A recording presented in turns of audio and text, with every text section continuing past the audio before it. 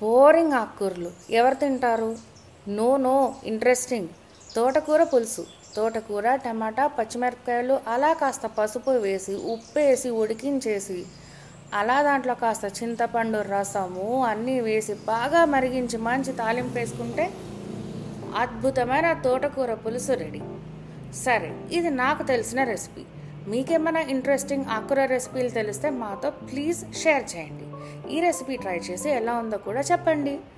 అలా పోపు అన్నాను కదా, ఆవాలు, జీలకర్ర, ఎండుమిరపకాయలు, కాస్త ఇంగువ అలా వేసి పోపు పెట్టుకోవచ్చు, లేదా మంచి వెల్లుల్లి పోపు అన్న పెట్టుకోవచ్చు. ఏం లేదండి, ఇంగువ ప్లేస్లో వెల్లుల్లి వేయడం అంతే. కారం మంచిగా వేసుకుంటే ఈ పులుసు పులుపుకి కారానికి చాలా బాగుంటుంది. అలా ధనియాల పొడి, కాస్త పెప్పర్ మాత్రం వేసుకోండి. పసుపు వేసాం కదా, ఆ అబ్జార్ప్షన్కి పెప్పర్ చాలా ఇంపార్టెంట్. ఇదిగో ఇలా మదర్స్ రెసిపీ చింతపండు పేస్ట్ అయితే నేను వాడతాను. సో మీకు తెలిసిన ఆకుకూర రెసిపీస్ మాతో కమెంట్ సెక్షన్లో షేర్ చేయండి. మర్చిపోకండి ప్లీజ్. Bye, take care.